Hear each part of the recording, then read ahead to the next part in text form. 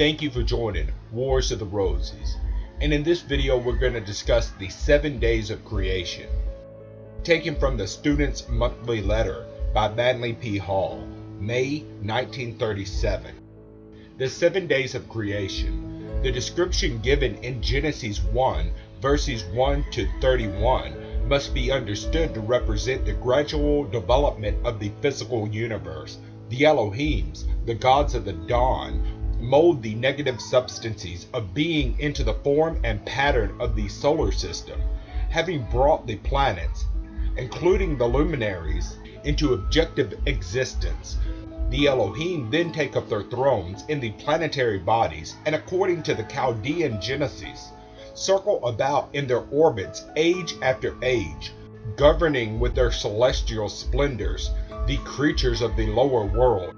The pattern for the creation of our own solar system applies to all other solar systems in the universal chain. The pattern also applies to all forms of life evolving within solar systems, from suns and planets to grains of sand, electrons and atoms. This is the Kabbalistic teaching concerning the macrocosm and the microcosm, or the greater or lesser creations, each pattern according to the other. This led the Kabbalists to say, comparing man, a macrocosm, with the universe, a macrocosm, that man is a little universe and the universe is the grand man. This did not mean that the universe actually resembled man in his physical form, but rather the same system of geometry which patterned man also patterned the world, and that the same essences, principles, and forces were in both. The Elohim say, "Let us make man in our image," etc. This is, let the lesser creation be patterned after the greater creation and be similar to it in principle. Medieval theologians insisted that the 7 creative periods, called days, made up together a week similar in time to a week of mortal calculation.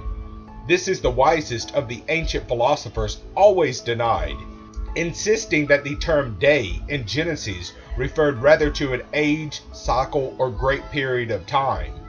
Science uses such terms as period or age to signify one of the major divisions in the evolution of the Earth and the Earth evolving upon it.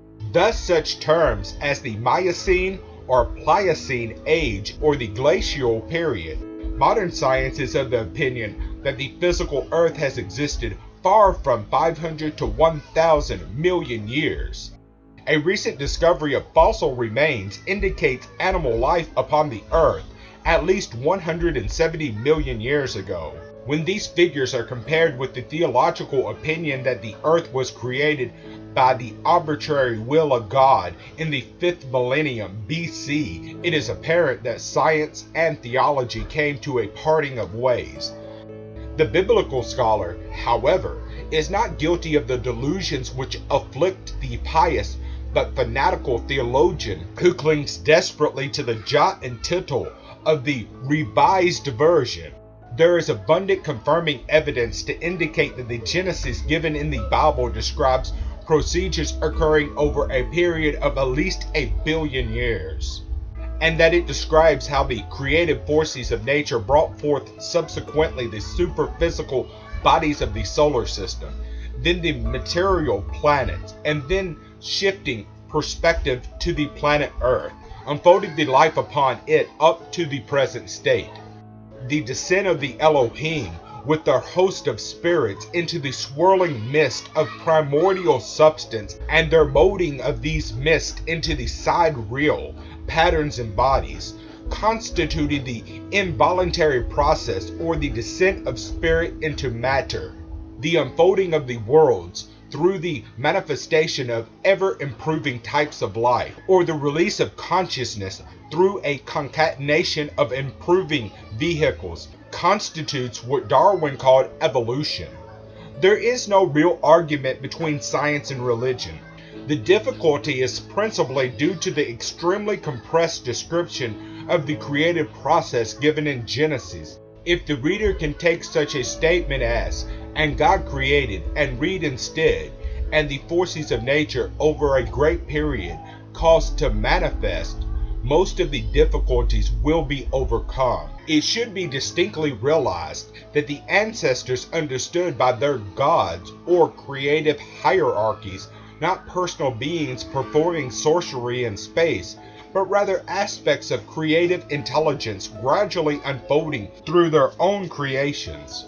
In the Egyptian rites, it is said the gods impregnated space with themselves, and then the seeds of the divine nature sprouted and grew up to form the universe. The proper attitude is to realize that divinity is evolving in and through the universal foundation. Evolution is really eternal life, ideating or shining through material organisms as a light might shine through a lamp. Evolution is also therefore inward life, building ever more perfect forms through which to express its own potentialities. The book of Genesis, chapter 1, verses 24 to 26 inclusive, reveal that the ancients were fully aware of man's relationship to the animal world. In the sixth day, both the animal and the human kingdom is formed, the animal manifesting first and finally man, created in the image or likeness of the Elohim. The first part of verse 26 requires special emphasis. And God said, "Let us make man in our image, after our likeness." Then in the last part of the 27th verse it says, "Male and female created he them." This is a very confused picture according to the King James Version. That the word God is intended to be plural is evident in the statement, "Let us make man in our image after our likeness." Here, of course, God should be read, Elohim, the creators. By the word said, in each case, is to be inferred not to speak, but to the will or to inwardly determine. The same thought that is implied in the Tibetan creation when the worlds are formed by meditation or the inward mental determination of the dhyanas. In the Gnostic writings, it is described that the builders each gave to man a certain part of their own nature, so that when he was finally completed, he participated in all the universal powers and in addition possessed the life of the Eternal Father, Ein Sof, the Boundless. The pre-Adamic man. The condensation of the earth from its nebulous, fire mist state required many millions of years. In those ages, there was no time with which to measure the infinite processes, as time is man-made. At last, the body of our planet was formed, and the surface of the earth was in a molten state, and vapor surrounded the whole planet. The earth was not habitable by any such creatures as man has recollection of, although it is taught in the old records that fantastic beings did float in the flames. The physical globe floated in a sea of superphysical humidity, termed by the Greeks ether. This is the origin of the primitive belief that the continents of the earth floated in a great sea.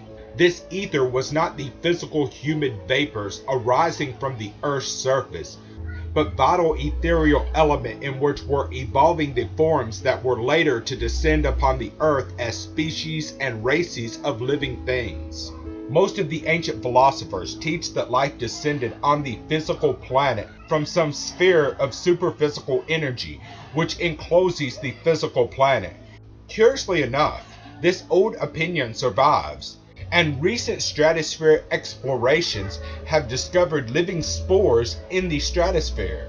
A number of scientists have come to the conclusion that space may contain these spores which, like drops of condensing water, represent seed lives oozing out of the ethereal body of the earth.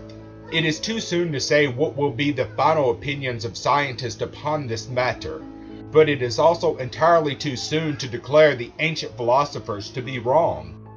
Bema, the German mystic, describes the celestial Adam who dwelt not upon the earth but in the heavens, a term which may infer this etheric diffusion. Certainly the ancients believed that even the process of incarnation infers the descent of the superphysical principles of man from a humid sphere outside of the earth. This humidity is described by the old mythologists as a river which divides the earth from the outer universe. To the pagans, this river was the Styx, and to the Christians it is the Jordan, with its host of the redeemed gathered upon the distant shore. The Greek poets wrote of the herbs of the soul floating in the mist which divides the world of the living from the world of the dead. By the world of the living is simply meant the physical plane, and by the world of the dead, the superphysical, subjective universe, although in fact the opposite would be more nearly true. In the biblical story, man dwelt in a paradisiacal sphere before his fall into the mystery of generation.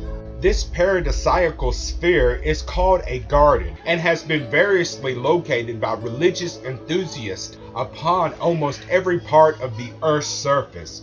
The fact, however, is that Eden is not on the Earth's surface, but above it, or, more correctly, in the higher etherical element which encloses the earth in a globe of translucent energy.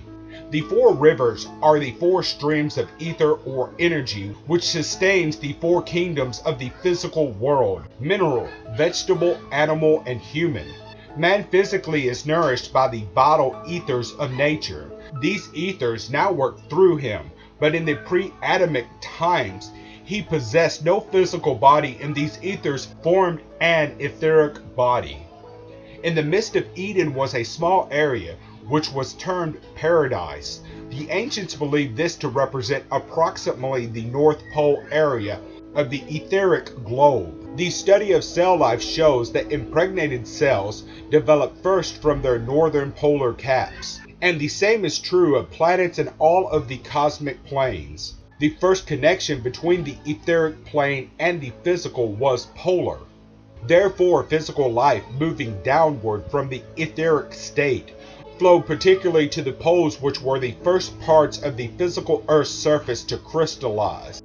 It is therefore stated that in ancient times, millions of years ago, the gods brought the seeds or germs of life first to the Earth's polar cap.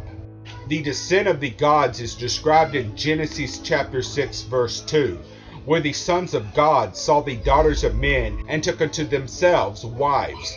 But this we are to understand that the cooling of the Earth's surface resulted in the liberation of elements.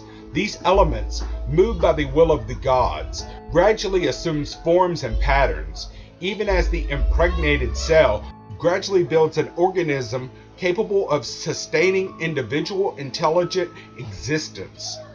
In the very ancient times, the first bodies were such as air and water, for these responded most easily to the impulses of the creating will. When the vehicles or bodies, built up first from the more subtle parts of the physical globe, reached a certain degree of development, the spirits dwelling in the ether above, and called in the Bible the sons of God, flowed downward and into the new bodies, which are called the daughters of men, or more correctly, the daughters of Manas, or mind. The mind formed bodies, for the word man literally means mind. While dwelling in the paradisiacal state, the entities which we now know as men were androgynous, as is explicitly stated. They were created male and female. In the Old Kabbalah, they are described as having been formed back to back, a male and female organism. But more correctly is to be inferred that they possessed inwardly the potentialities of both positive and negative powers. The Edenic garden contained not only the rudimentaries of human existence, but also the other kingdoms which were to manifest. It was therefore a sort of superior earth in which forms of life developed and prepared themselves for physical incarnation, even as the wise in this world are building superphysical bodies in which to function when the race has finished its physical evolution. The name given to the order of life which was to incarnate as human was Adam, which means species, type, or kind. Never for a moment does it infer a single individual. Adam therefore correctly means a mode of consciousness, a type of mind, as distinguished from the animal and vegetable kingdoms, which do not possess individualized intelligence and therefore are properly termed species. The lower kingdoms have a center of consciousness called a monad, whereas man has evolved his monad into an ego or a center of I amness. The process of man's entry into physical existence, or the birth of the terrestrial atom, was preceded by an elaborate evolutionary program. Forms were built up in the material world by a process of natural experimentation. These forms were not habitable by creatures possessing mind, and they passed away into the labyrinth of evolution. It was only after hundreds of millions of years of growth and development that forms were generated suitable to manifestation of the celestial atom. The forms which were not used, called the mindless, the shadows, and the monsters, are described by Berosus in his Chaldean history as composite beings made up of animals, birds, and fishes, with many heads. They are also referred to in the Kabbalah as the kings of Edom, the unbalanced giants who perished in the void. In chapter 6, 4th verse of Genesis, it says, "There were giants in the earth in those days." At last, by the workings of nature from below upwardly, forms were organized through which the human life wave could come into manifestation. When this process had been consummated, man's consciousness descended into a specially prepared part of what appeared to be the animal kingdom, whereupon this kingdom branched off definitely from the true animal kingdom, resulting in the scientific perplexity concerning the missing link and the origin of human individuality. Such are a few of the reasonable conclusions substantiated by the ancient commentaries and cosmological systems to be derived from the early chapters of Genesis.